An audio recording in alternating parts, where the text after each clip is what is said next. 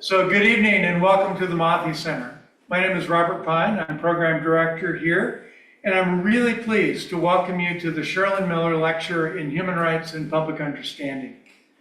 The Mothi Center is an independent nonprofit here on the campus of UW Green Bay.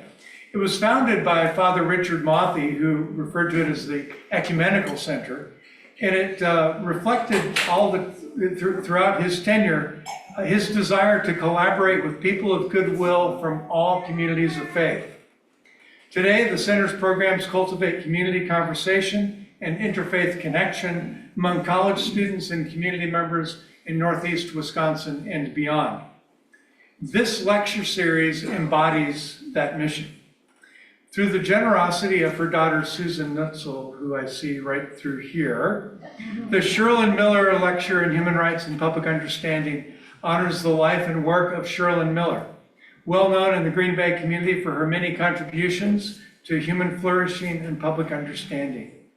Shirlyn and her late husband, Norman, consistently championed civil rights and respect for others, working to counter racial discrimination and anti-Semitism through educational programs, community collaborations, and decades of what can only be described as indomitable goodness. Shirlyn is watching from home tonight, so I'm going to say hi to Shirlyn, and I'd like you to join me in thanking Shirlyn, Susan, and the Miller family.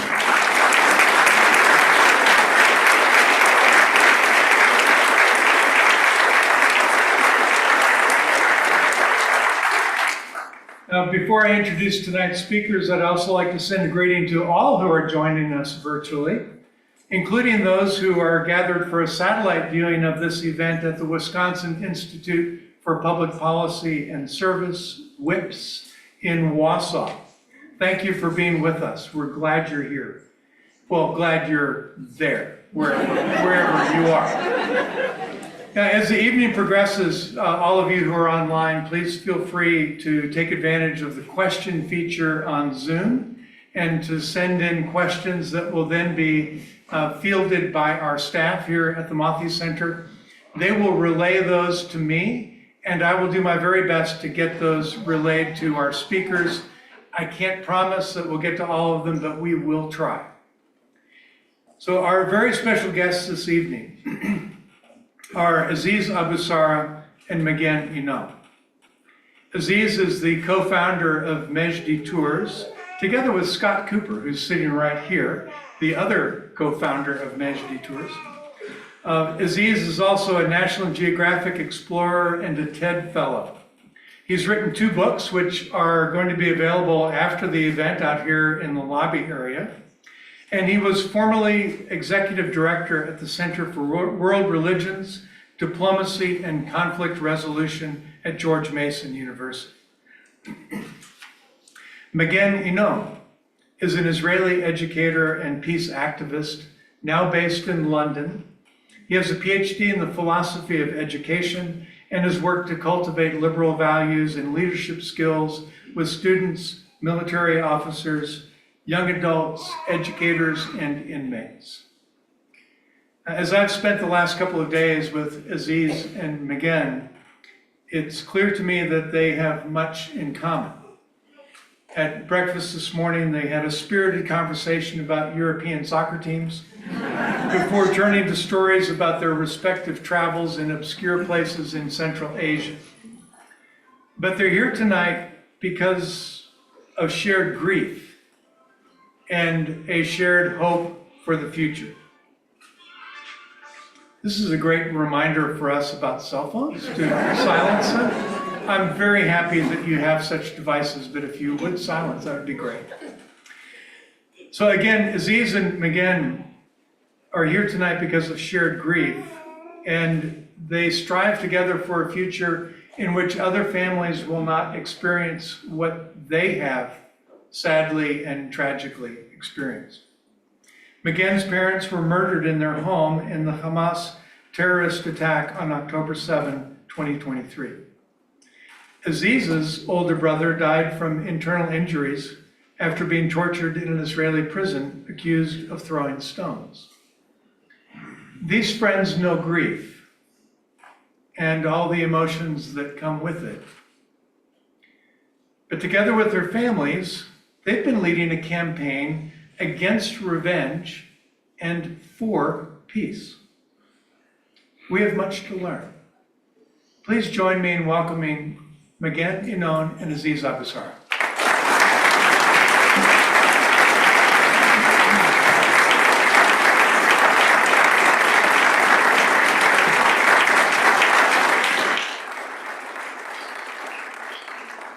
All right, guys, great to have you here. Yes, turn your microphones on. So Aziz, and mine just went out. No, it didn't. It did. It's on now. We're good. Okay. Aziz, you and I have been friends for many years. Introduced by my friend Mark Bachenauer, who's sitting right over there. And I've led trips to Israel and the West Bank together with my good friend Bob Kramer, who's around here. He's right over there as well. And we've traveled with the tour company that you and Scott founded. I've enjoyed wonderful meals in your parents' home. Some members of our audience have been on those trips, just for fun. If you've been on a trip with Mejdi Tours, raise your hand. Look at that, isn't that fun? That's pretty cool. So some of these folks know elements of your story, but most others do not. So if you could, for everyone, tell us how you got started in this whole work of peace building. Thank you. But first, you are wrong. We didn't talk about soccer. We talked about football.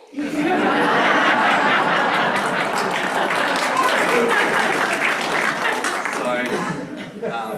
We'll be talking about dual narratives. This is one dual narrative. The rest of the world calls it football. US calls it soccer. I was translating.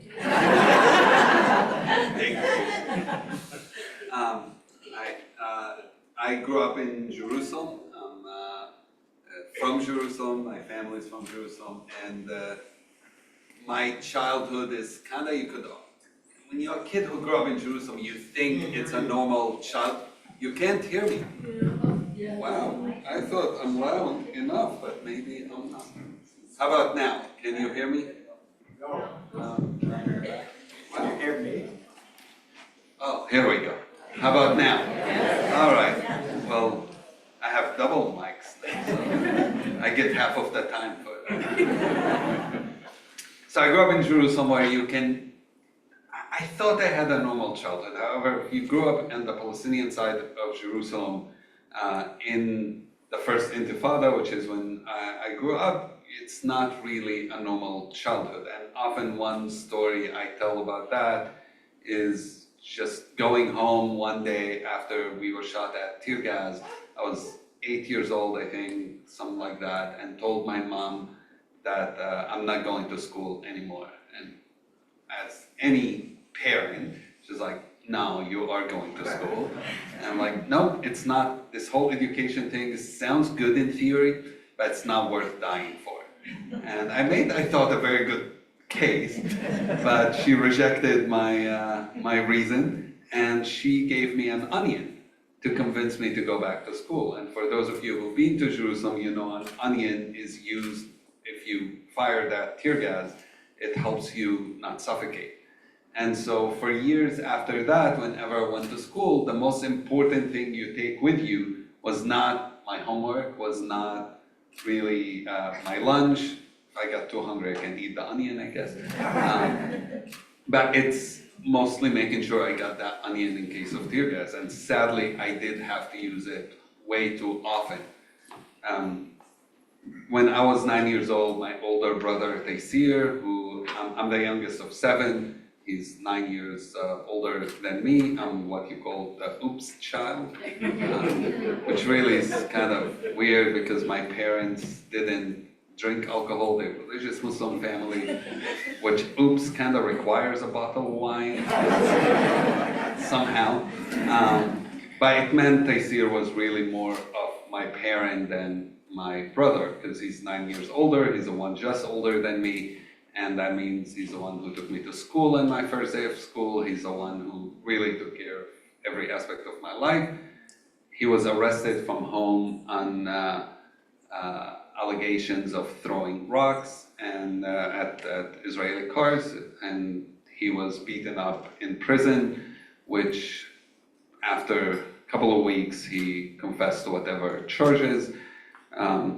He spent less than a year in prison, and when he was released, he was already dying. We took him to a hospital in Jerusalem, and he ended up passing away after surgery, a few days after surgery. At the time, he was 19, and I was 10 years old. And as you can imagine, at 10 years old in that situation makes you, somebody kills your brother, you don't become, oh yeah, pro-peace at the moment. You don't even have the ability to reason of what is peace at that moment. And so for the next 8 years, I became very active politically. I joined the Fatah Youth Movement, which is one of the political movements on the Palestinian side. And this became my main focus, is revenge. And that's all I wanted to do. And that changed when I was 18 years old. I went to study Hebrew, not because I wanted to study Hebrew, but because I needed to study Hebrew. If you live in Jerusalem, you must study Hebrew if you want to have any job other than a janitor. So I went and studied Hebrew in an ulpan, which is where Jewish immigrants study Hebrew. And that was my first introduction to Israelis, to Jewish immigrants to Israel, who are different than what I have met before. Every Israeli I've met before was pretty much either a soldier or a settler, and we did not have as good of a relationship. As nice as a soldier can be at the checkpoint, still carrying a gun. You don't have a dialogue. Dialogue does require some kind of equality. And you can't talk to somebody carrying a gun, even if they're nice to you. It doesn't build really relationships. And so that was where my transformation happened, is through that Hebrew class. I was, by the way, the only Palestinian in that classroom. It was a classroom for Jewish immigrants. And from there, I kind of started this journey that was over 25 years ago. So Magen, let's turn to you. So October 7 has become a defining part of your story. But please tell us a little bit about yourself before that date. Would you have considered yourself a peace activist, educator? The simple answer is no. I think I'll just say I grew up around the Gaza Strip, first on a kibbutz that my grandparents founded, and my parents were born there. And we left the kibbutz when I was 6 to live in a moshav nearby. The difference is that a kibbutz is a socialist village and a moshav is a social village. So there is a community. Some, like the swimming pool, is communal, but you have your own bank account. That's a big difference. So we moved there when I was 6, just after, and this is where I grew up. I wouldn't say that my family was in the peace activism camp, but our house was always open to everyone. Especially I remember, since I can remember myself, my dad's best friend, his name was Khalil al-Zayadna. He comes from the Bedouin community in Israel. The Bedouins are Muslim, semi-nomadic, less nomadic today, but semi-nomadic people who live in the Middle East. And they just worked on a farm together when they were 20. My dad was on the tractor, Khalid was on the truck, and just became best friends. And we would go and visit them, and something that I think I haven't told in any of the previous talks, but somehow I was reminded of it. For my bar mitzvah, Khalil gave me a lamb. And The living lamb. well, it wasn't living when we ate it.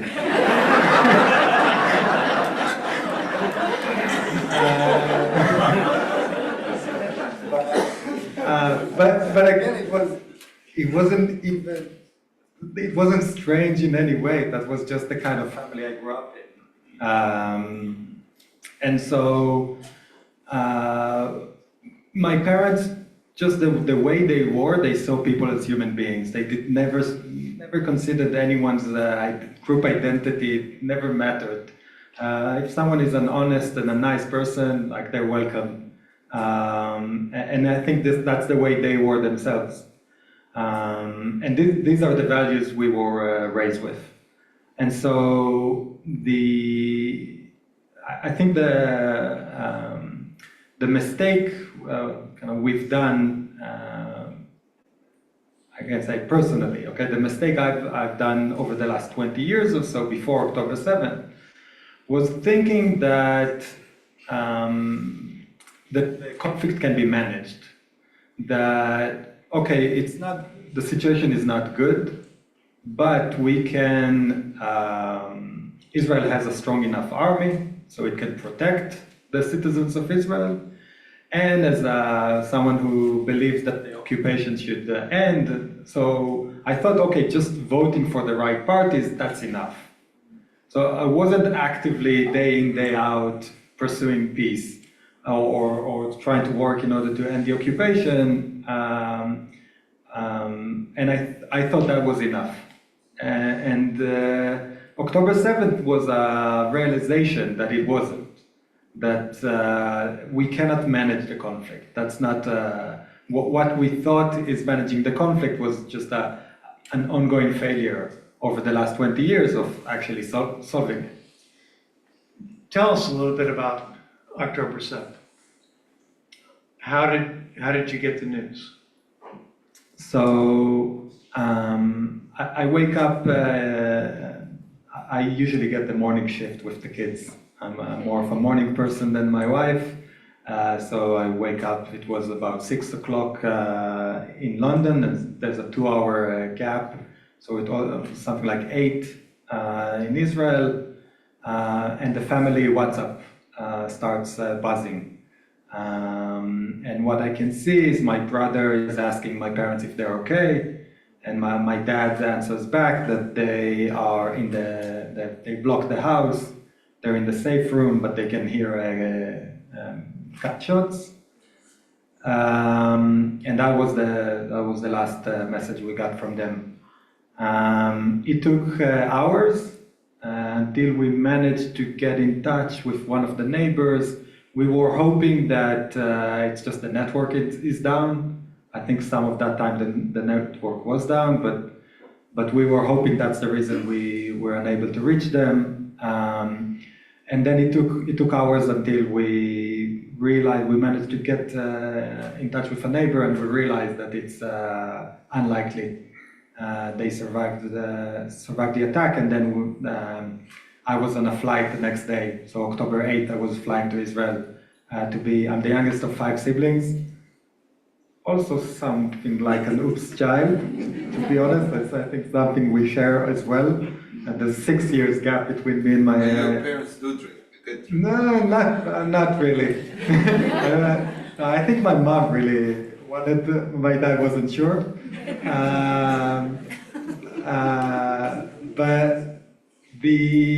So I was flying to Israel the next day. We're a very close family. I wanted to be with my siblings and my nieces and nephews there. And as a family, even with the uncertainty, you decided to sit Shiva right away. And even then, 9 days after the October 7 attack, you wrote an article, a column for The Guardian, in which you said that as a family, you were committed to peace and not revenge. Those were very quick family decisions. Can you talk us through that? Yeah, sure. So just to set the scene a little bit, I was thinking about it today, writing from. Okay, is this better now? Hopefully, riding the car from downtown to here. There's houses with it's like a fake wood, like plastic. I don't know if you know what I'm talking about. Site. But when my family left the kibbutz to move to where I grew up, they had very little money, and they couldn't pay rent and build a house that would take a long time to build. So actually, they were the first in Israel who bought a house in containers that came from America, and it looked like one of those houses. And it was built within 3 months. The house was standing and we could move into. So on October 7th, my childhood home was burned down to the ground. Partly, you know those houses. In Israel, I need to explain more. But those houses are made partly of wood. It's not, usually in Israel, people built with concrete and stones. So that house was, it's gone completely. That meant we were waiting for a very long time until we got the confirmation, like a final confirmation about what happened to my parents. And because we realized quite early that it would take a long time, we decided to sit the Shiva, even though we couldn't have a funeral. In Jewish tradition, usually you have a funeral and then you sit the Shiva. But we knew that it would take a long time, so we decided to have the Shiva right away on October 8th. And out of everyone in the region, we were the first to do that because it was a war zone, so people couldn't have a proper funeral. And we became a center for everyone from the region who wanted to be with someone like them, just came to us during the Shiva. So we had thousands of people come, some from, friends and family, friends of my parents, and linking to what I said before, Halil died a few years ago, but many of his family came to be with us. My brother has a business in the largest Arabic city within Israel, so friends from there came.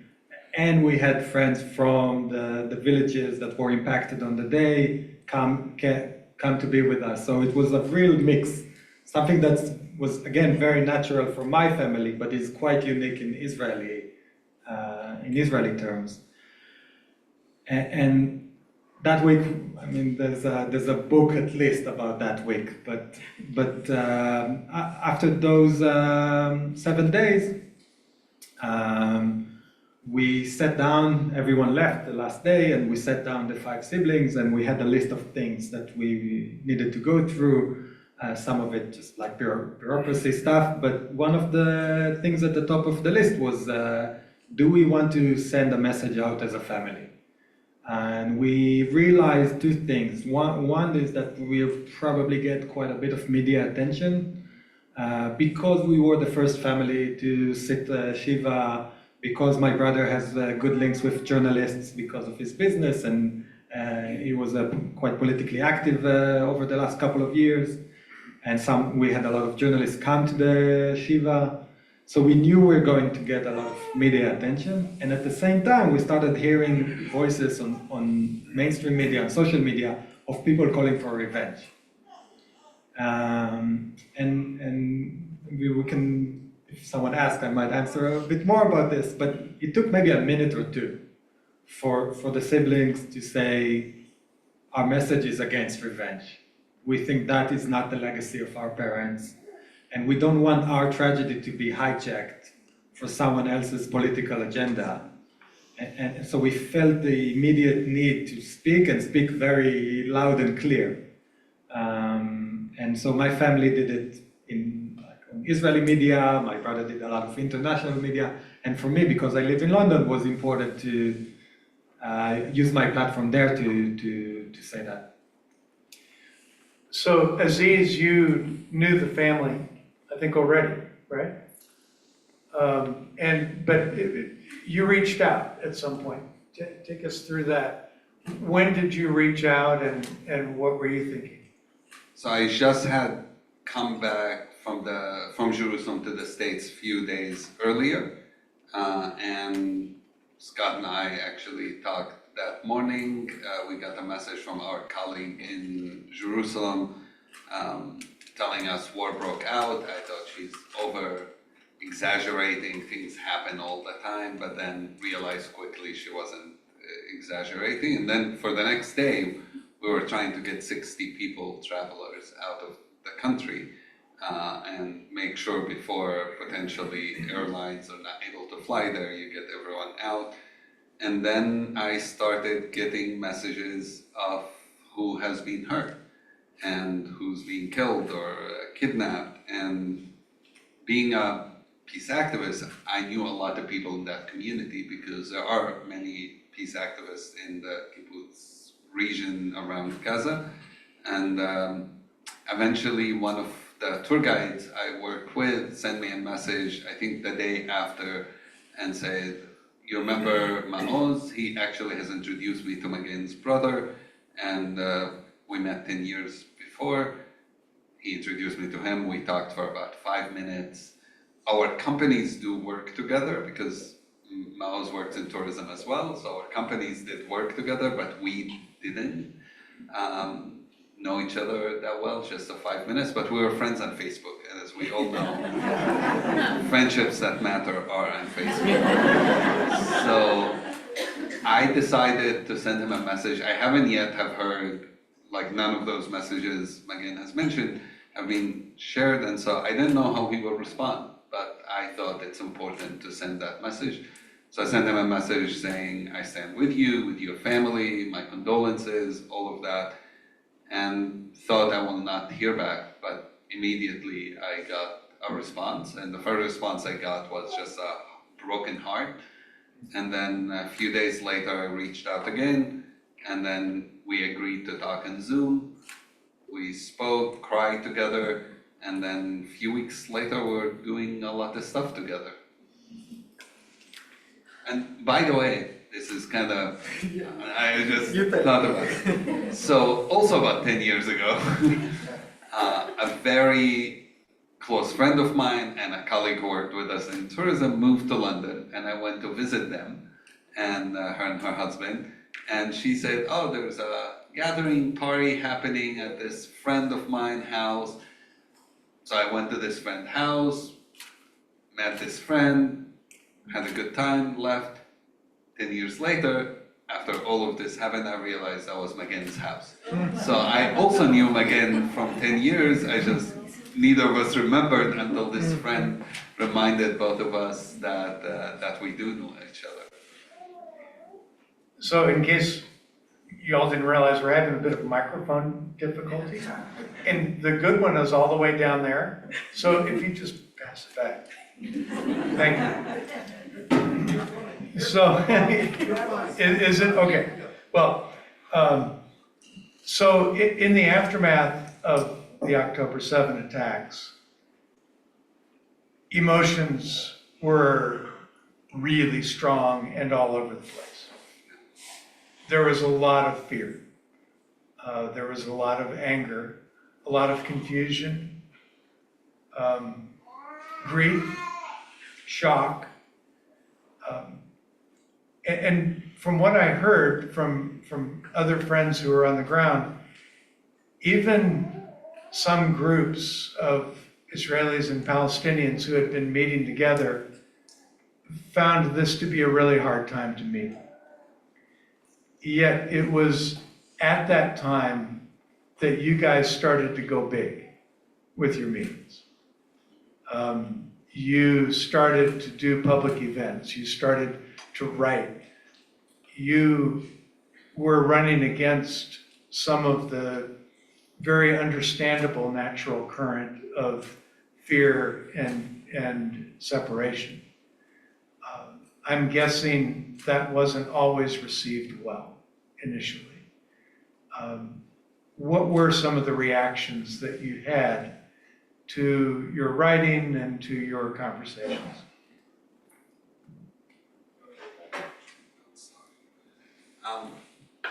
You're right. I think right after people were angry, people were afraid.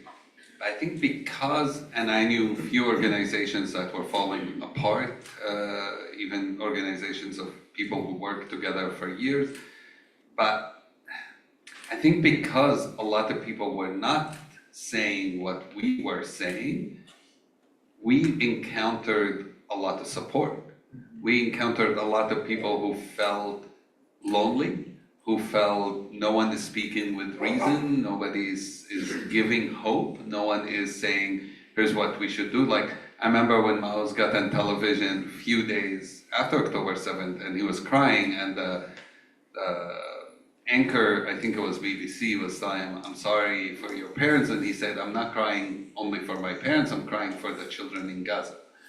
And that kind of voice was rare. I knew peace activists who were going pro-war, like some who even wrote articles about it. So our voices actually attracted a lot. Every time we would do something, even online, we would have hundreds of people join us, sometimes even over 1,000 people join us, because there was such a thirst for it and not enough people offering it. And so that we didn't, yeah, we had some people who said how, you know, you're being naive, you're being this, you're being that. But also when you lost family members and you speak in this language, it takes somebody to be a real jerk to go after you, especially in this case, like Maoz and Magen and Yonatan and these friends who lost family members on October 7th, when you're gonna come a month after to yell at them, 2 months after to yell at them and tell them they're stupid or they're naive, even if you thought so, it's really ridiculous to do it. So we didn't get as much attacks as I expected we would, but we actually didn't. And we still, we'll see if we get tackled here today, but we still don't get as much. Obviously here and there you get somebody who will, there is a lot of emotions. And it's important to say we quickly also got a lot of partners in Gaza, not only in the West Bank, not only in Jerusalem. We have partners from Gaza who lost their entire families. I connected Maoz to a friend of mine who lost 50 people in his family. And that friend, when we talked, was like very, very compassionate, very empathetic. And it was just such an amazing, beautiful meeting. And that's not the only one. We have quite a few connections from Gaza who were exactly like that. I would say those voices are not enough in our media. They don't get platformed, and that's why we don't hear enough of it. And that's why an event like this is really important, because otherwise you think the only people you hear in the media are the ones talking about why we need to have whatever, however you want to define total victory, why everyone needs to have victory, and you don't have the voices that we are presenting as much in the public discourse. So Magen, you were in London, you were further away. Did you have the same sort of reaction or feedback that Aziz was having more locally? I think definitely most of the feedback I got was very positive and very supportive, and a few organizations got in touch, and I was a teacher before, and I actually quit my job a couple months before, so I was open. But a few organizations got in touch, and now I've been working with those organizations around these topics. So for me was, I think once we decided we put ourselves out there, we didn't expect it, but we got a lot of support. And something I definitely didn't expect is that quite a few Palestinians would reach out and become partners in this kind of work. Aziz is one. There's Hamza Awawde. I work with him a lot because he lives in Italy, so it's quite convenient. But many others, and so it was unexpected, but it happened in a very very natural way. I do think that I agree with Aziz. we can talk about Israeli politics maybe later.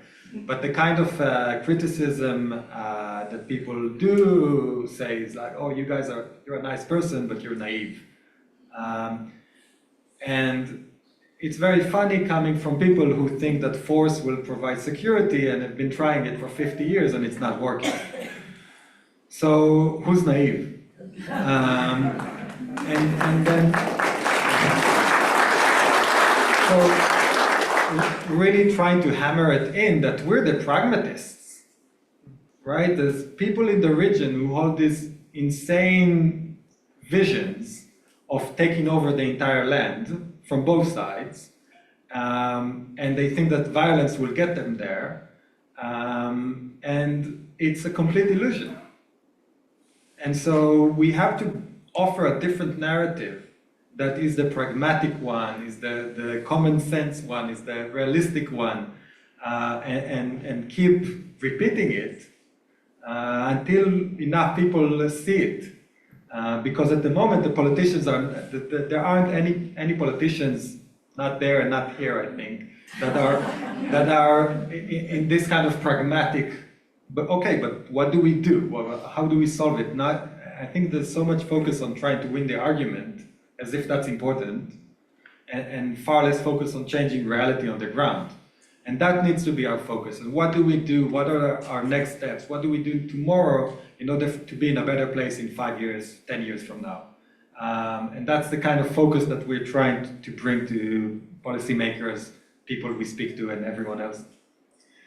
So we're going to come to some of those questions, but first, you mentioned you had a friend in Italy with whom you were speaking, and Aziz, you had a friend in Italy who invited you to come speak. Yeah, tell us about Pope Francis. Yeah, one of the things we tell people when we meet is take our message and spread it, and try to get us not only our message out, but we need leaders to legitimize this message and legitimize us. And so Magen's brother Maoz met with a journalist from Italy who worked with the Vatican, and he said, well, if you have a connection to Pope Francis, you should get us there.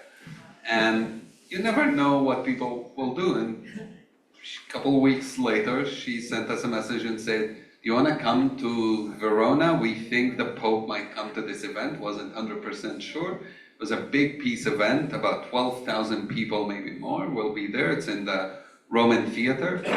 And we're like, yeah, we'll come. She's like, I can't guarantee anything. You might get to speak to him, you might not. It's a lot of procedures, but we decided it's worth it. So we flew to Verona. Until the day of, we didn't know what interaction we're gonna have. Until the moment of, we actually didn't know. We were given a chance to get on stage to ask him a question. We got on stage and we introduced ourselves. And as we introduced ourselves, he just looked at us and went like this, which he didn't do it to other speakers. And as soon as I saw that, I just literally, you can see me even looking at Maoz being like, quick, quick. And I just almost running towards him. I think some people thought he's attacking the Pope. And he just stood up and hugged us. And it was such a powerful experience. And then he said so many wise things. And one of the beautiful things about Pope Francis, he was not, oh, let me tell you the answer.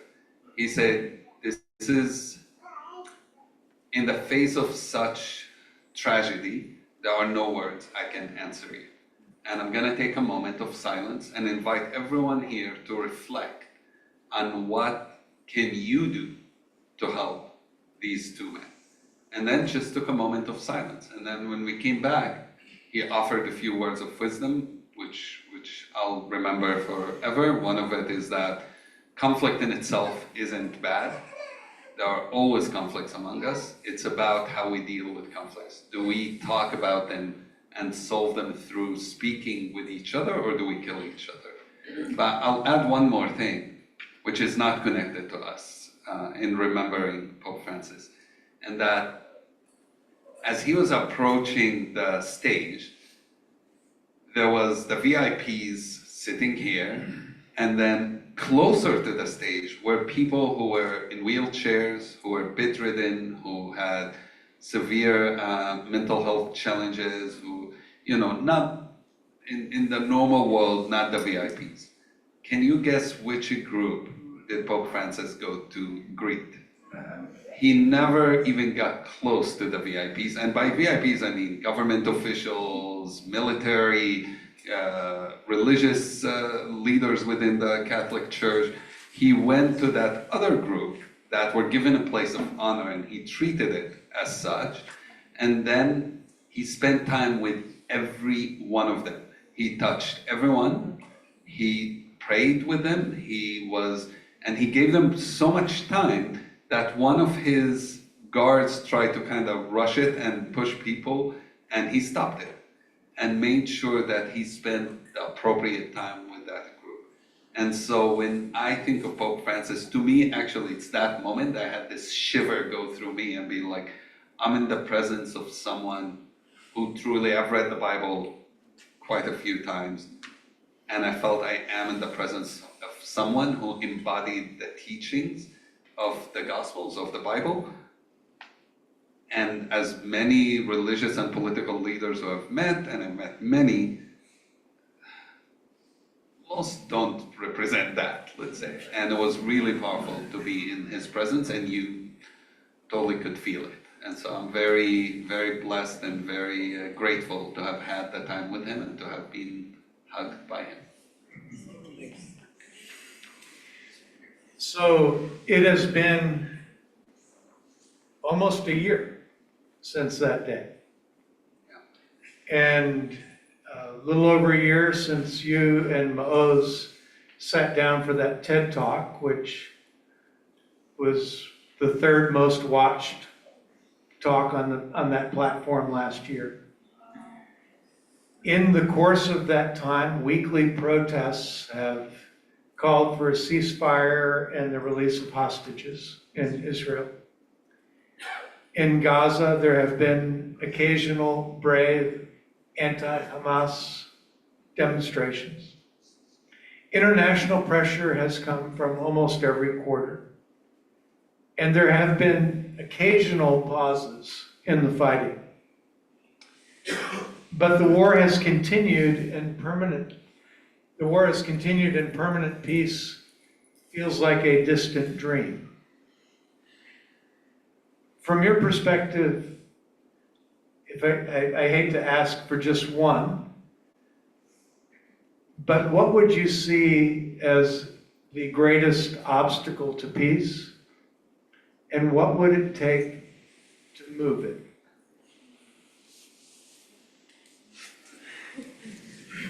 I take the easy questions.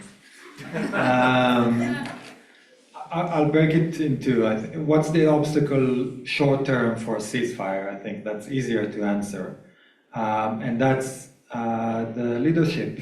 I think there's the best thing is if Hamas and the Israeli government agree on a deal.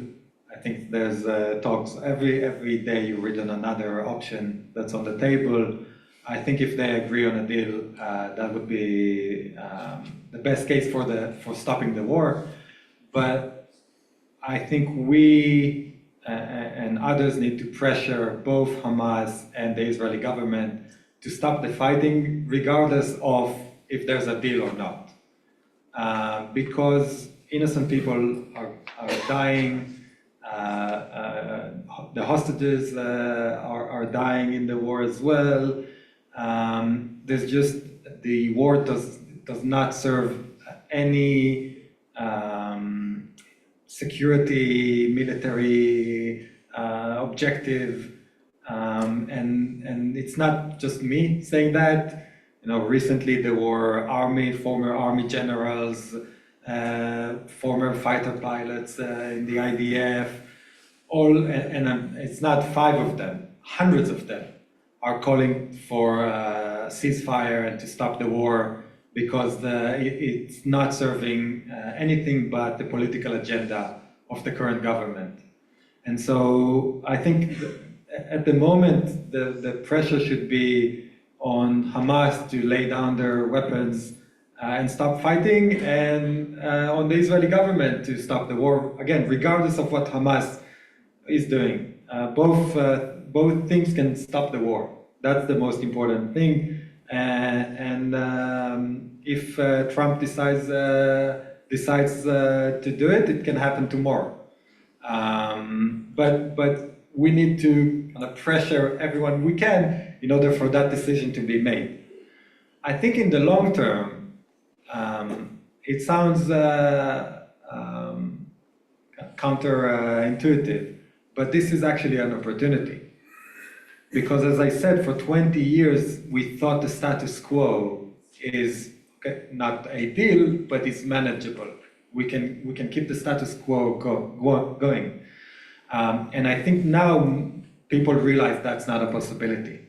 And so the question is, where would people fall? Is it more towards this illusion, vision of messianic dreams, or something that's much more pragmatic and compromise and peace?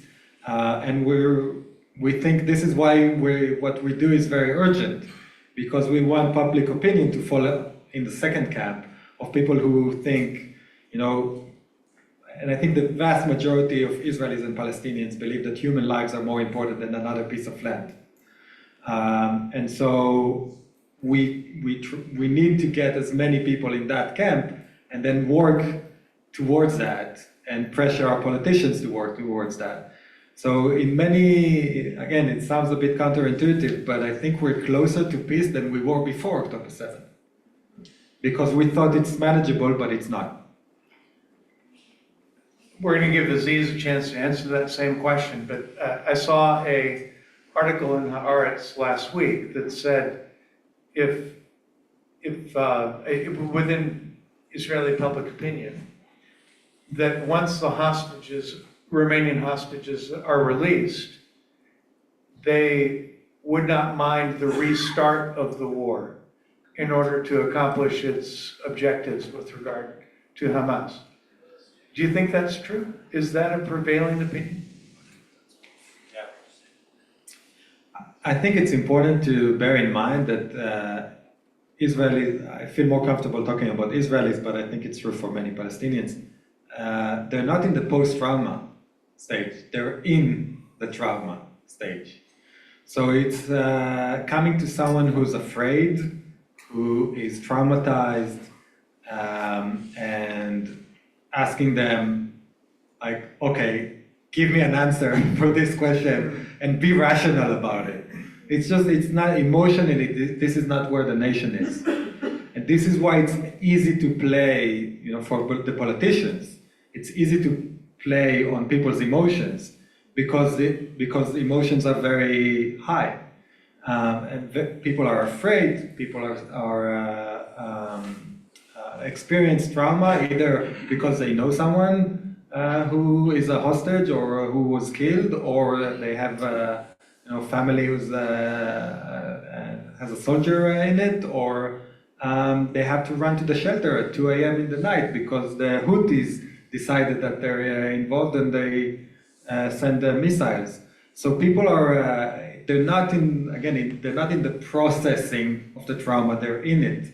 And it's very hard for people to give an unemotional, reasonable answer to that question. So I wouldn't be too worried about what people say when you ask an hypothetical. I think what we can offer is a different vision that answers people's concerns, genuine concerns. Israelis need to feel safe. Palestinians need freedoms. They need human rights, like they need equality. So we need to offer a vision that answers people's concerns in a way that provides them a way out of those very strong traumatic emotions. I think that's the goal of what we're doing. And I wouldn't be too worried about the polling and the statistics For me, it's data points that we need to work with rather than an end to the conversation. Aziz, back to that original question, the greatest obstacle from your perspective and how we move it. I think we agree on the greatest obstacle is in this moment, I think we have more politicians than we have leadership.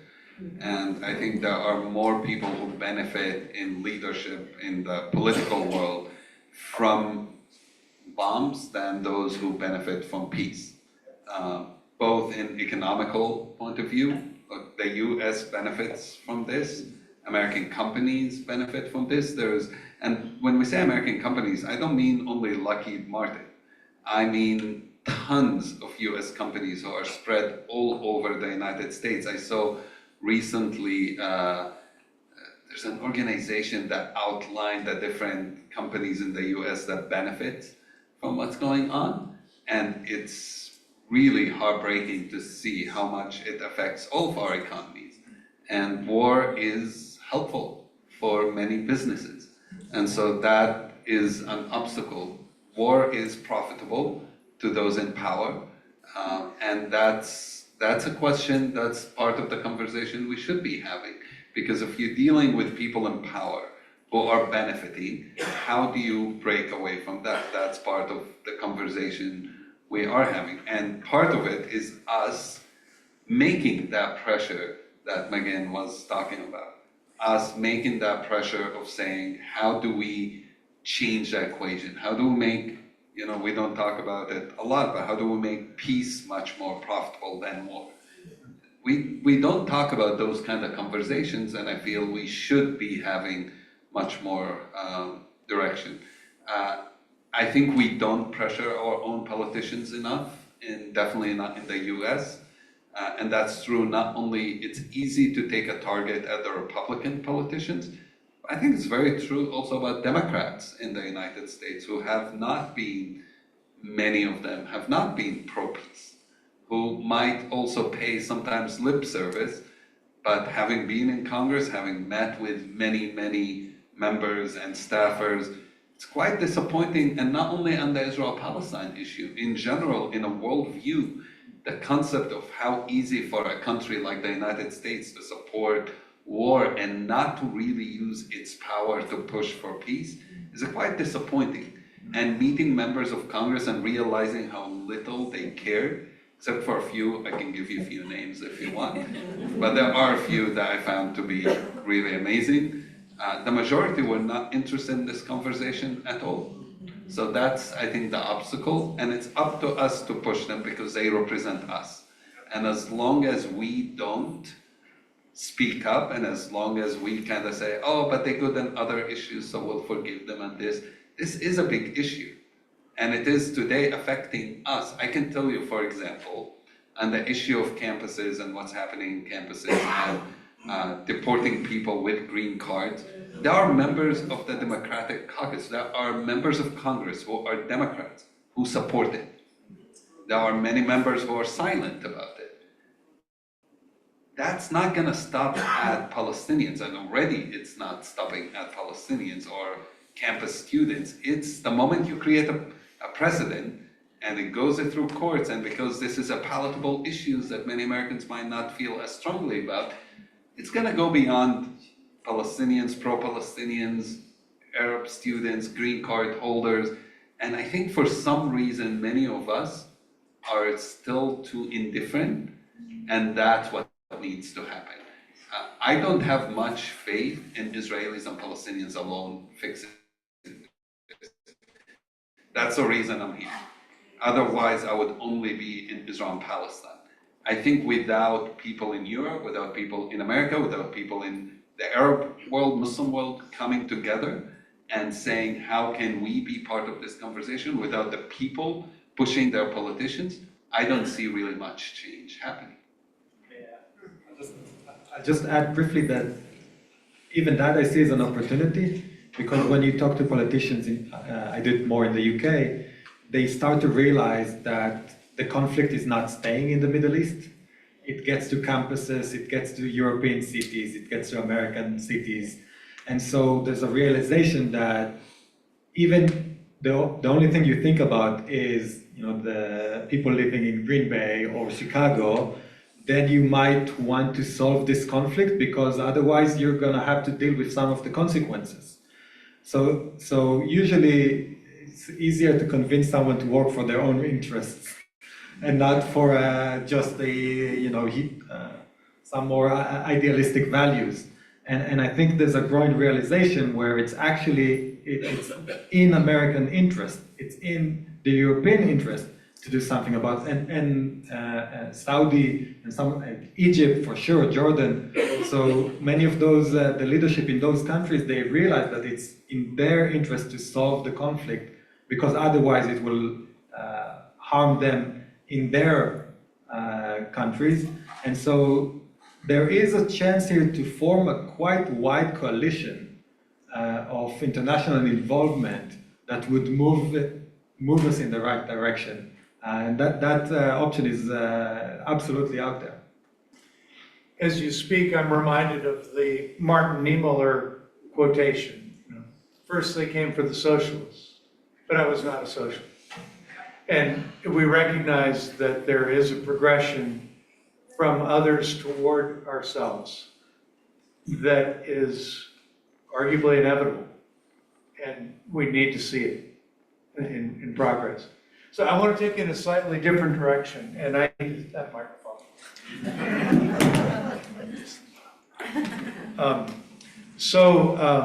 It does seem that a future is possible only in an ultimately pluralistic world, one in which people truly respect one another's right to exist in a land that they both or all love. Yet, many of the leaders we now have, this batch, have set up a zero-sum game with territory, with land, and want winners and losers. And the result is you have generations of people who will want to fight, generations of people who've been hurt, generations of people with resentment and arguably bent on revenge. How do you turn that around?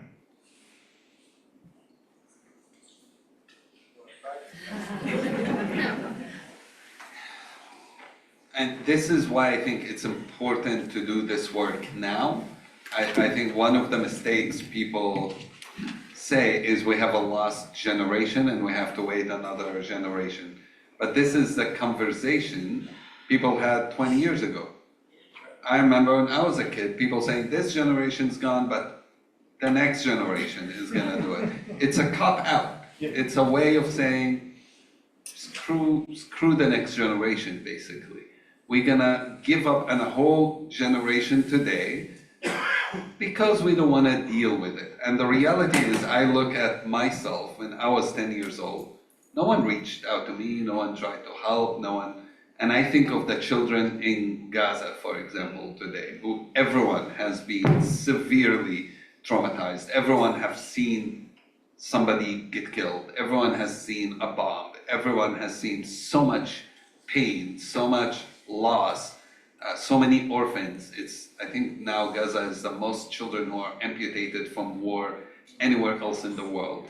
And if we are not doing something today about it, 20 years from now, you can't be surprised of these kids are carrying guns and fighting. You just can't then come and complain and say, I just wonder why these kids want to go to war.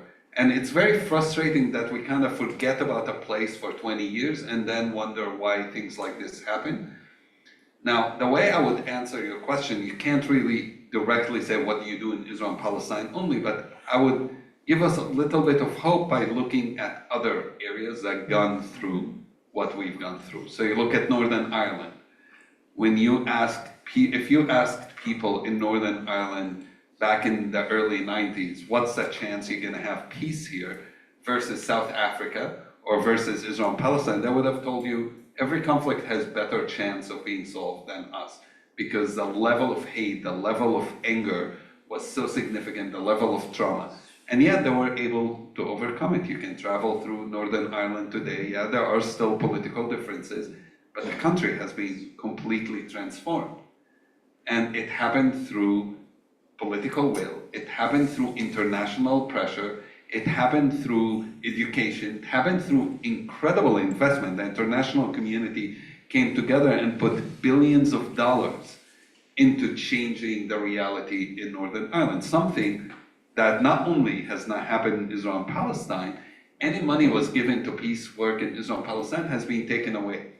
The current administration zeroed all the spending and any peace project in Israel and Palestine, because peace will just happen on its own. One of the things actually Pope Francis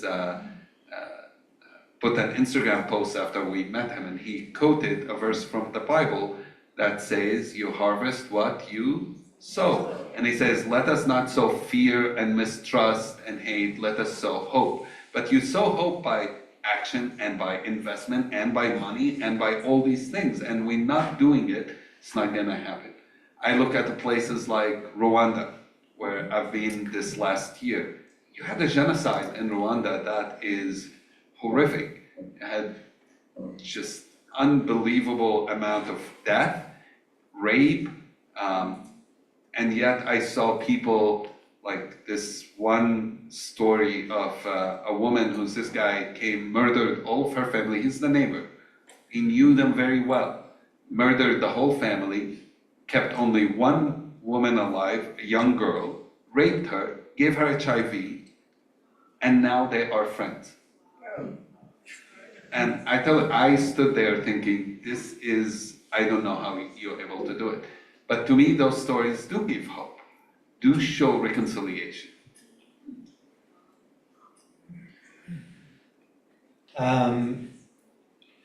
So my background is in education, and I find it very silly when people say, oh, but you know, the textbooks in Gaza, they teach the kids to hate. I mean, come on guys, you throw bombs at a population. What do you think teach people more? Than, you know, the fact that their neighbor house, if they're lucky, their neighbor house got destroyed by a bomb, or the textbook that they read. And I think what I'm asking myself is, what can we do in order to educate? And I talk about education in a very broad sense.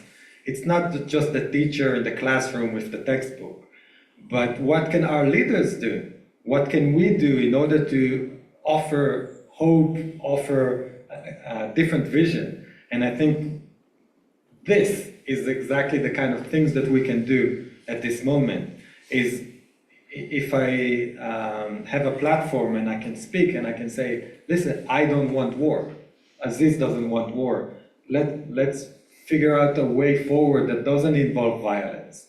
That's the kind of education that I'm thinking about. And again, the focus should be of like, what are the small steps we can take today in order to be in a different place 5 years from now? It's not going to be solved immediately, but 5 years is not a bad, I'm not just pulling it out of the hat. Something we keep saying, Hamas chose October 7 because they were echoing 50 years to the Israel-Egypt 1973 war, the October War, so it started in October. Up until this war, that was the most horrible war Israel was part of. And we need to echo that 5 years later, Israel and Egypt sign a peace treaty. So if it could happen within 5 years in the 70s, it can happen within 5 years now. The question is like, how, okay, so what do we need to put in place for it to happen? And I think we can give a few examples, but even Aziz is going to be in Jerusalem. There's a People's Peace Summit. Israelis, Palestinians, for 2 days in Jerusalem. Thousands of people are going to be there and think about ways of how we grow this movement within Israel and Palestine. That's the kind of education that I think the two nations deserve and what we're trying to do. So even if there is a peace agreement within 5 years, even if there's one within the next 5 days, the long-term outcome will still take a long term. Many of the people in this room were a part of an event we had earlier this month that was actually sponsored by the Claims Conference from the Republic, from Germany, that was part of their reparations after the Holocaust. And the term they used for that was Wiedergutmachung, to make good again.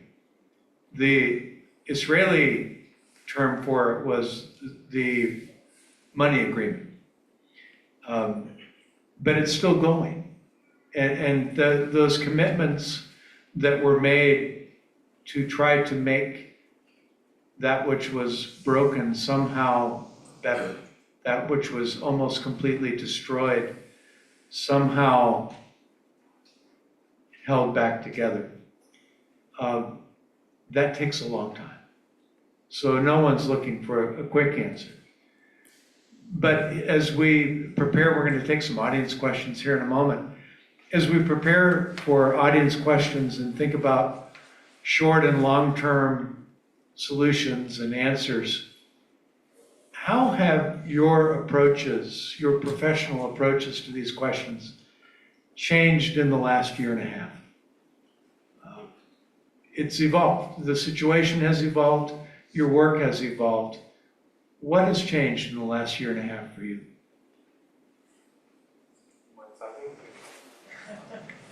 I need to think. I can say something.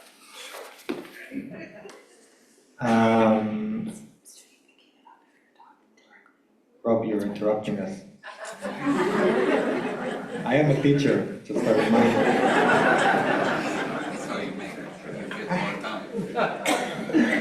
time. So,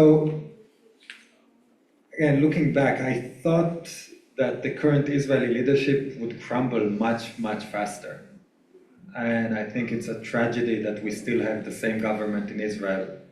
To the point now, again, I don't know how many of you are following it, but it's to the point where the head of the Secret Service in Israel just released a deposition to the Supreme Court, where he basically describes how Netanyahu asked him to follow him if there's a conflict between what the Supreme Court is saying and what he is saying. It was basically, I want you to listen to me as a dictator if the Supreme Court says something else. It's insane, but that's the situation where Israel is at the moment. I thought that the government wouldn't last, that they would crumble much faster. And this is partly why it wasn't thought in advance, but this is partly why our family thought that what we can do is offer some kind of hope rather than spend all our resources trying to change the government.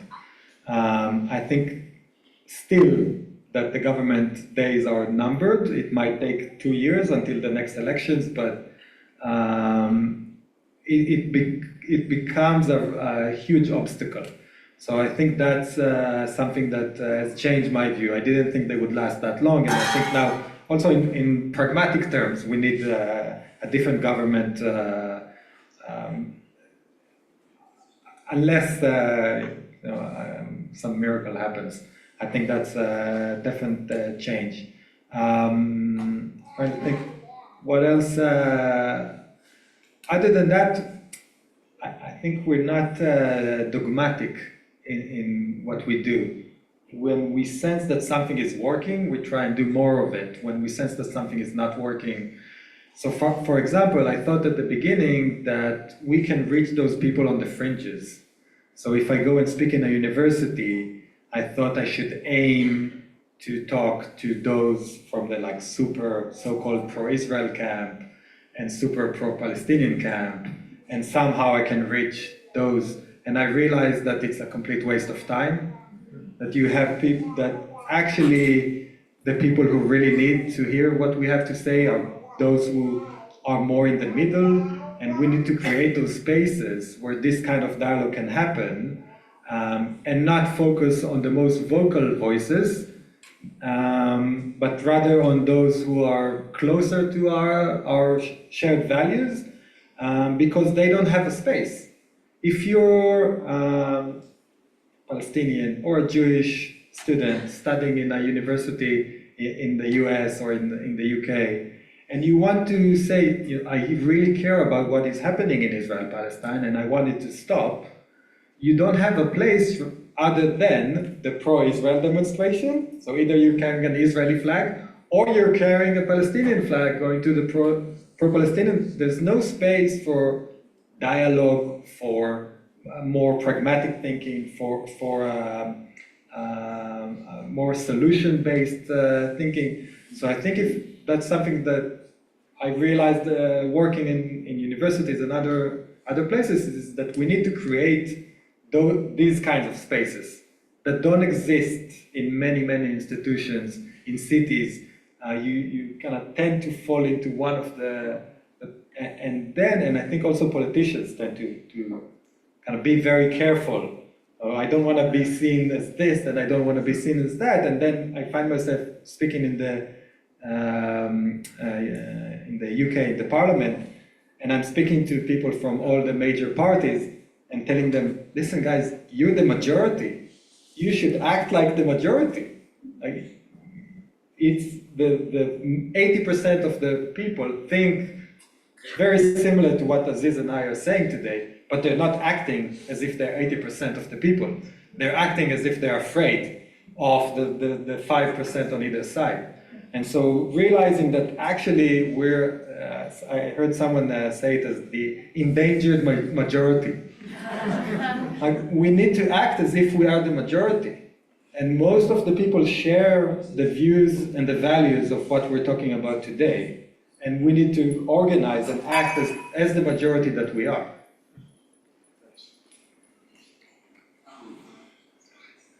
I don't know if I have much to add in the sense of the political spectrum. I didn't think it will get as bad as it has.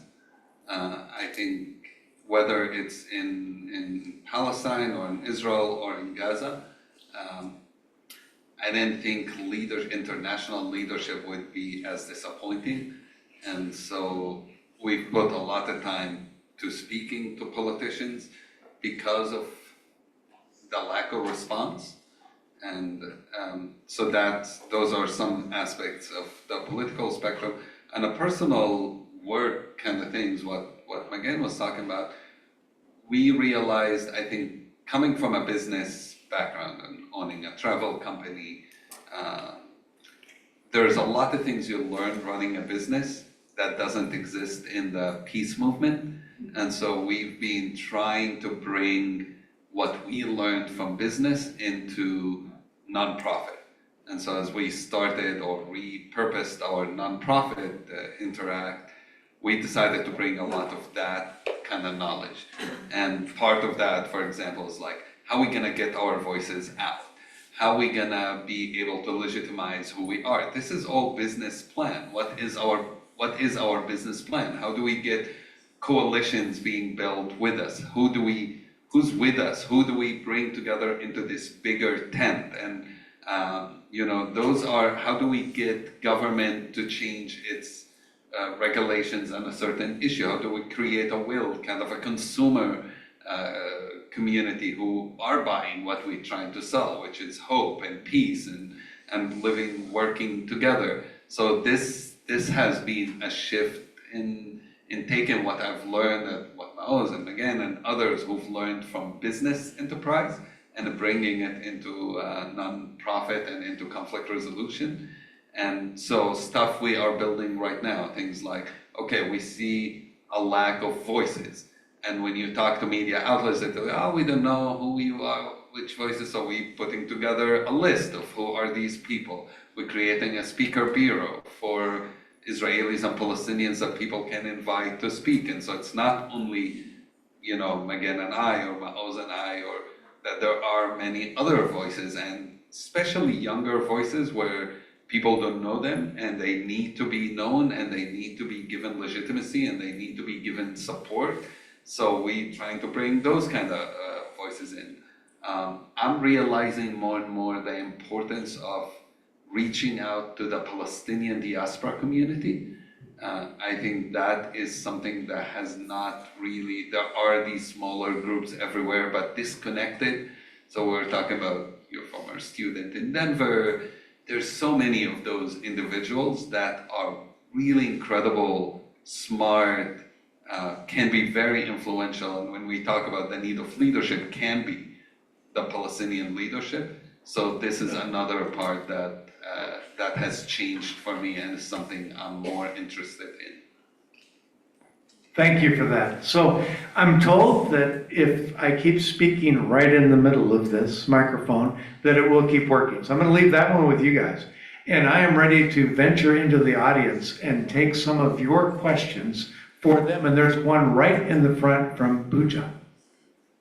Hi, my name is Pooja, and thank you so much for your perspective. I wanted to ask, being a teacher myself and a teacher educator, I wanted to know what is the one advice that you, or the one thing that you would be willing to do to encourage the young minds, which are very impressionable at this time and watching all these nationalist insurgents in schools, to mediate, problem solve, consensus build, and peacemaking in future. What would the consensus look like in terms of policy from this point on? Sorry, it's a loaded question.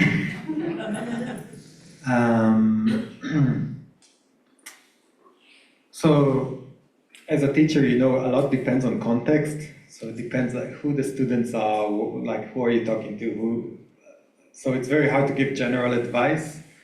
I think a simple thing to do is to. High school and college, like they're all. Yeah, but you know, some high schools are very different than other high schools. So, but one thing that I think you can do is use us and people like us as a resource.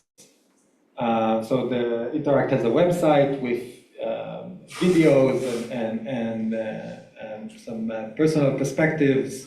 And I think that is something that's missing. I think students sometimes get a lot of, let's say, more general theories and less so of like some of the personal stories that might be more memorable and more impactful. There is an organization in the UK that I work with that brings an Israeli and a Palestinian peace activist to meet with high school students. And that's quite powerful sessions. Actually, I think Monday I'm going to do a session with them. So that is something that can happen in the US as well. And it doesn't have to be about Israel-Palestine. I think you can bring people who can model this kind of dialogue, critical thinking, humanistic values, and tackle difficult issues. I think some of the worries that teachers sometimes have is they say, oh, this is too complicated and too political, I better not talk about it. I think that's missing out completely of what the purpose of being a teacher is. You want to bring in the most difficult conversation into the classroom and provide a safe space for the students to explore. So if we worry that people are being drawn into nationalistic ideas, I would talk with the students exactly about those ideas and try and open it up and criticize it and let them criticize it. Not as a lecture from me, but rather engage with those ideas in a difficult, honest conversation, rather than shying away, thinking that if I just shut my eyes and keep myself out of it, then it will somehow solve itself. So I think we need, in a way, maybe what I'm saying is we need to be braver and take it into the classroom and actually have those conversations with the students. So we're gonna, oh, I'm sorry. What would consensus building look for you at this point? Just one thing in terms of consensus building I mean, let's start with the basic equality. Sounds like a good place to start. Human rights sounds like this is something I find surprising because we end these conversations and then someone would say, what you said was so inspiring, it's so fresh. Like, what did we say? That we think people should be equal? Okay, that's not I think that's the consensus. Like, this is where we should start. I think for too long, and again, I think this is the pushback against this populistic thinking. We've taken for granted the democratic and liberal values that we live in for decades. Because we felt safe in our institutions, we felt safe with those values. I'm talking about, okay, this is not Israel-Palestine, but we felt very safe and then we took them for granted, while now we need to feel less safe and actually start organize and fight for the values that we believe in and that are very, very basic values. So this is so good that I have a lot of questions from the audience. So we're going to try to pick up the pace a little bit. Here is Rabbi Shana. Thank you. And first of all, I am so thrilled to have you both. When you spoke about the 5 years, before Camp David, that was very heartening. Because at this moment, I look at our government, I want you to know there are massive protests every week. I mean, massive, all across the country. Republican, Democrat, I'm losing it? No.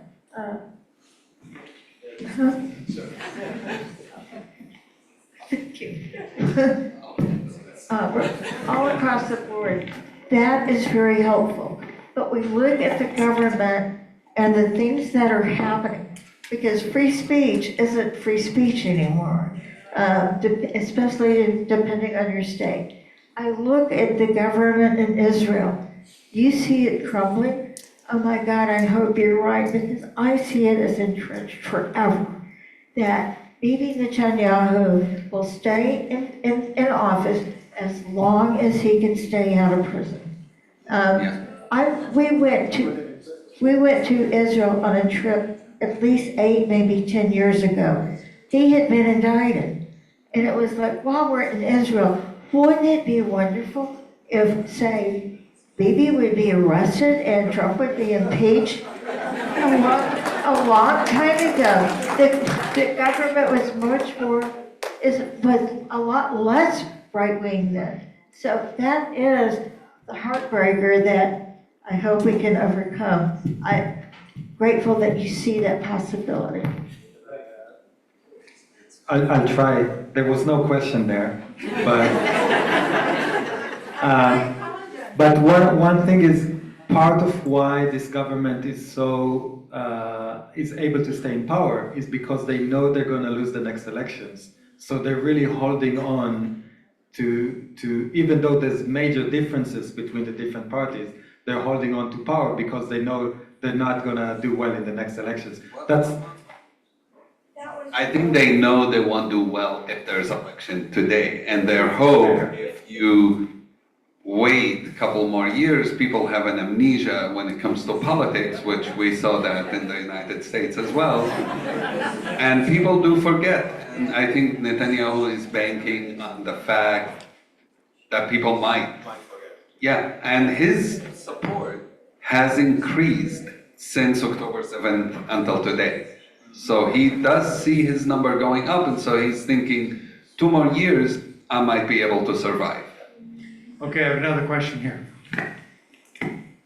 All right, hello, my name is Daniel.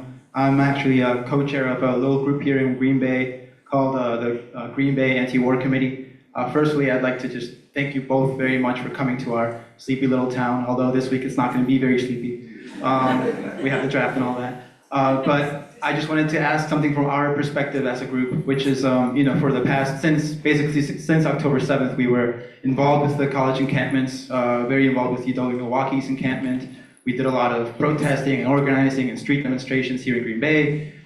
We protested Trump when he came. We protested Kamala Harris when she came. A big part of, I think, why the Democrats lost was because of their completely committed relationship to the state of Israel as it stands. I did just want to kind of ask you, from our I guess, left-wing socialist / communist perspective, our demands have always been an end to U.S. support for Israel as far as arms go, and the binational state, a state where both Jews and Palestinians live in peace, a binational, plurinational state that denounces Zionism and gets rid of the apartheid system that's currently in place. So I understand where you guys are coming from when you talk about the majority. I do agree that the majority does, in any country that's not indoctrinated, believes in equal rights for all. But I would like to ask, where do you see similarity between our position, our left-wing position, and what you call a center position? And once again, thank you very much for coming. And what between your position and the center position? Or maybe your own, as you would describe it. Okay, I can start with a couple of things. I think on the anti-war, we definitely agree, for sure. On the embargo, I don't think, not only to Israel, I think the US needs to stop selling weapons to a lot of countries. And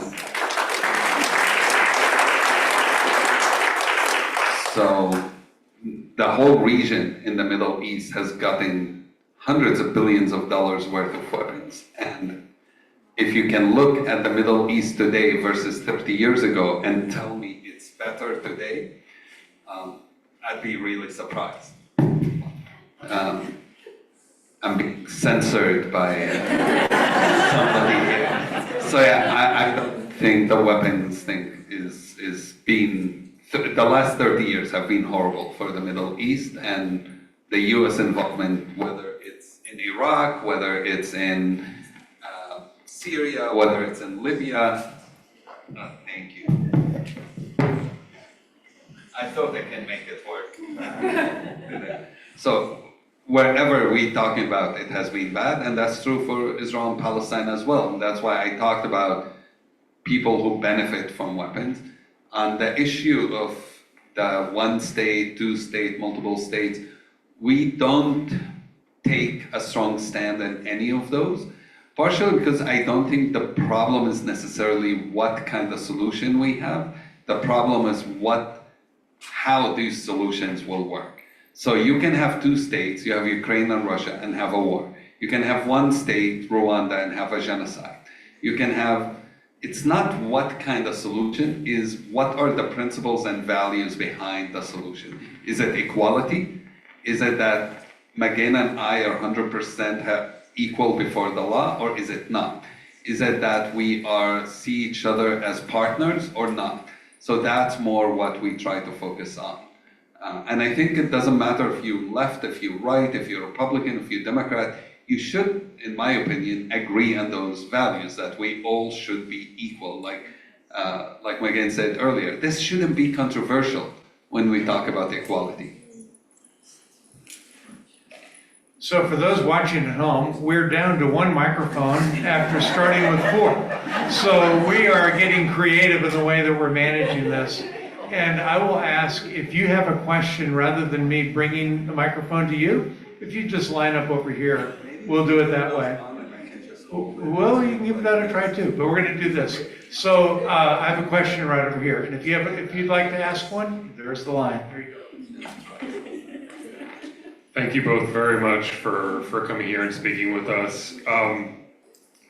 Over the course of this evening, I've heard a lot of the stories and a lot of some differing opinions on how things should and shouldn't be. And as somebody who grew up in the Middle East, and I know that we've spoken before this evening, but growing up in the Middle East and then coming to the United States, every time the issue of the conflict in the Middle East arises and the two camps, erect themselves, I find myself trying to speak to people who did not have the experience of growing up in the Middle East. They're not Israeli who had to worry about whether their transit bus was going to blow up by suicide bomb, or they were Palestinian and worried about, is my house going to be blown up, or am I going to lose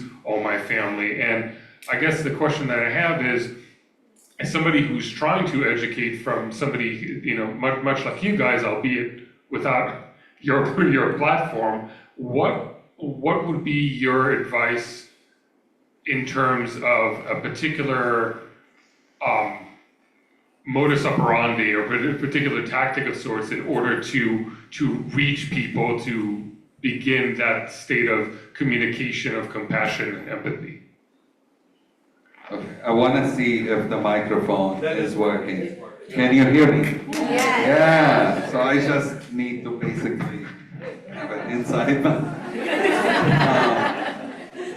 You want to? So it really depends on context, but I would start with radical listening.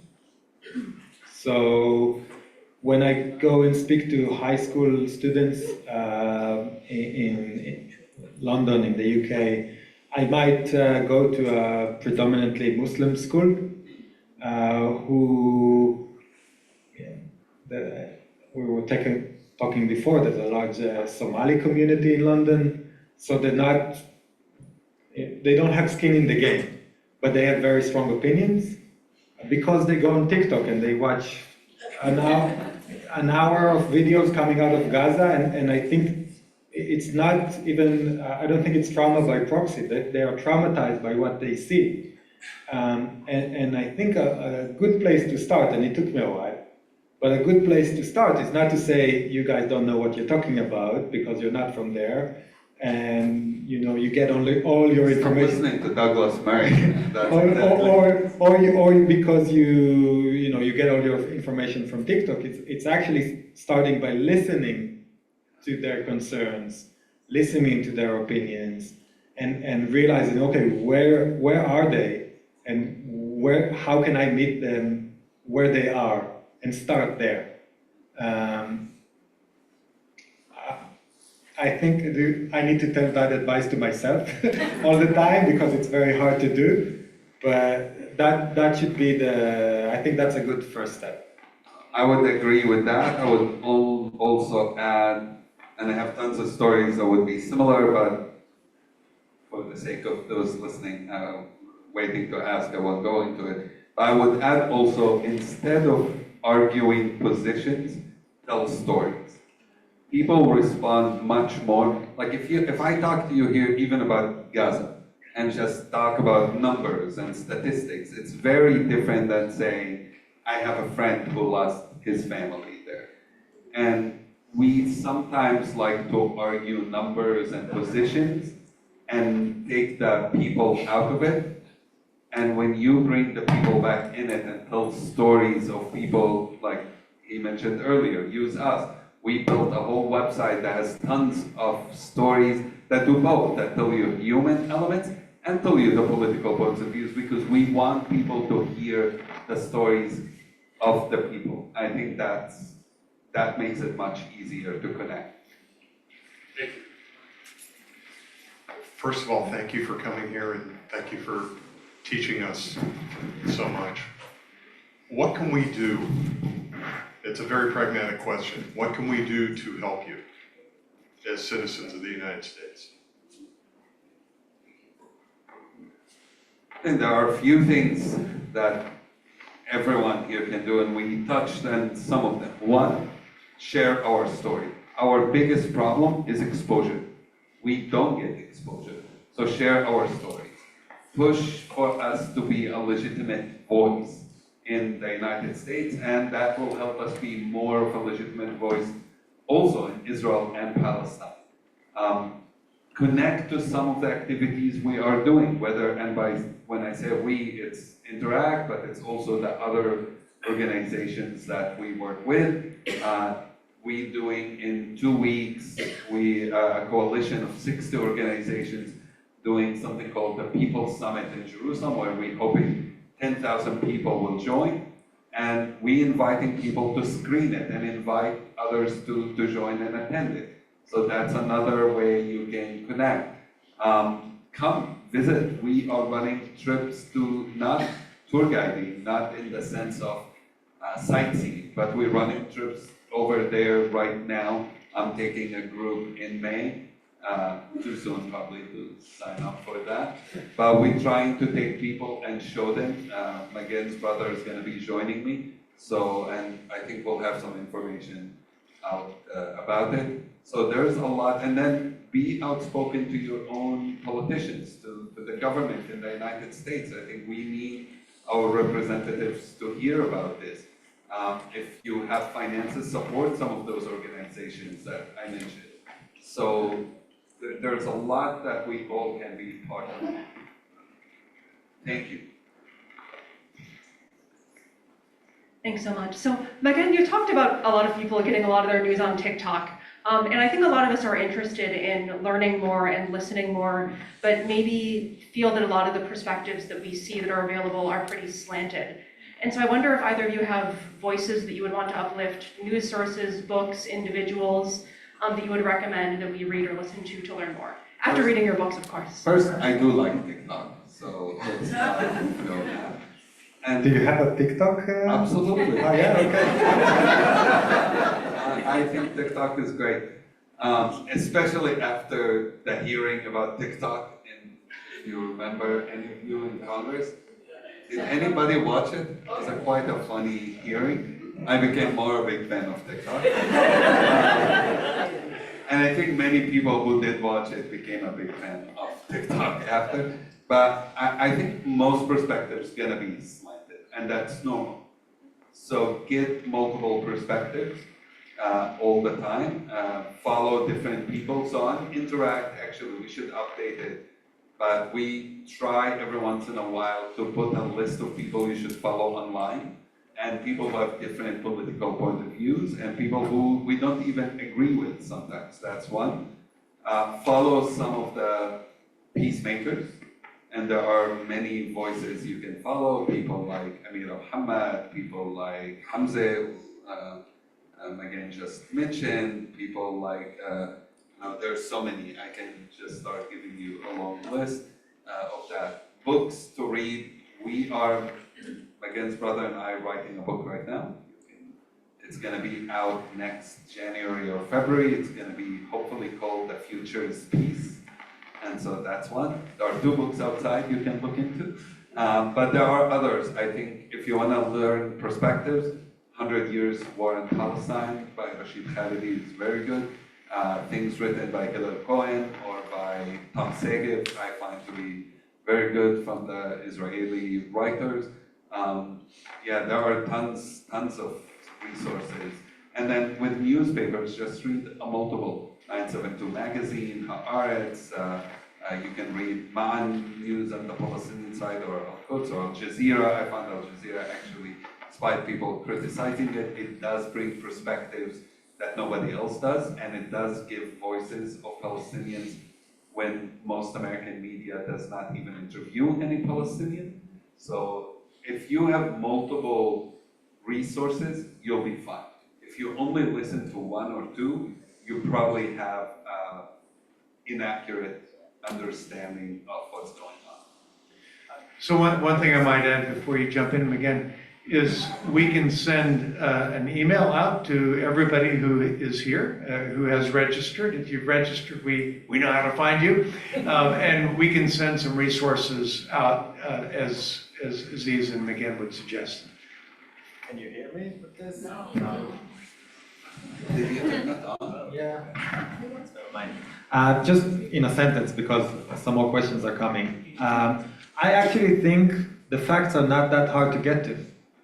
I think we kind of in a mindset that we went too critical, and we think everything on the media is biased. We shouldn't believe anything. I think if you dig a little bit, the facts are not that hard to get to, and. Again, what happened on October 7th, it's not that hard to get to. What is happening in Gaza, it's not that hard to get to. So I would be careful not to be also overcritical. The facts are, again, if you have some common sense, and you read a couple of newspapers, you should have the facts. Many people build interpretations on that, but the facts are there and they're easy to get to, and I think that's a good place to start. I disagree. I mean, I don't disagree that the facts are there. I disagree reading an American newspaper, you're not gonna get the facts. No, I mean, you had CNN calling a 6-year-old Palestinian girl who was killed a woman. You're not gonna get facts listening to that kind of coverage, because even though it's a simple thing saying 6-year-old girl, it became a young woman was killed. 6-year-old is not a young woman, and anybody who calls that is definitely implying a bias. And if you don't know better, you wouldn't know that that was manipulation of facts. So I am very critical of American media. I'm very critical of media in general. That's why I think it is important to read and hear, especially things from there and not only things that are here. I can give you, I know there are a lot of people, but I got into it. I was asked to get an MSNBC to do an interview when a 6-year-old Palestinian kid in Illinois was killed, if you remember, in an Islamophobic anti-Palestinian attack by their landlord. Do you know the story? Yes. It's a 6-year-old kid. His landlord knocked on the door after watching the news, was very angry at Palestinians, and stabbed this kid to death. Was asked to get on television to talk about it. Half an hour before, they canceled me. And they said, oh, we're gonna do a different thing. They invited instead the CEO of ADL to speak, the Anti-Defamation League. Guess how much they talked about this kid? Guess how much they talked about anti-Palestinian, anti-Muslim bias in America and hate crimes? Almost none. They asked him one question about it, he said one sentence about this child, and then went on to talk about how there's so much anti-Jewish hate in America, which is true. But when a Palestinian kid is killed, talk about that, give it its time. Canceling a Palestinian Arab being on television, there's actually research in America which shows Muslims are invited to speak in American television 3% of the times when we are discussed on television. 3%. Most of those is in negative terms. And that's why I don't trust American media at all. Sorry. So we do have a number of questions still over here. I'm looking also at the clock, and I'm looking at folks online who are getting a bit restless. So I think what we're going to do is we're going to call it an evening as far as this type of presentation. You all are going to be the first to get to come up and talk to them after we wrap. Okay? So I'm sorry that we didn't get a chance to publicly ask your questions, but you'll have an opportunity to ask them. I want to thank all of you for coming. I especially want to thank our friends Aziz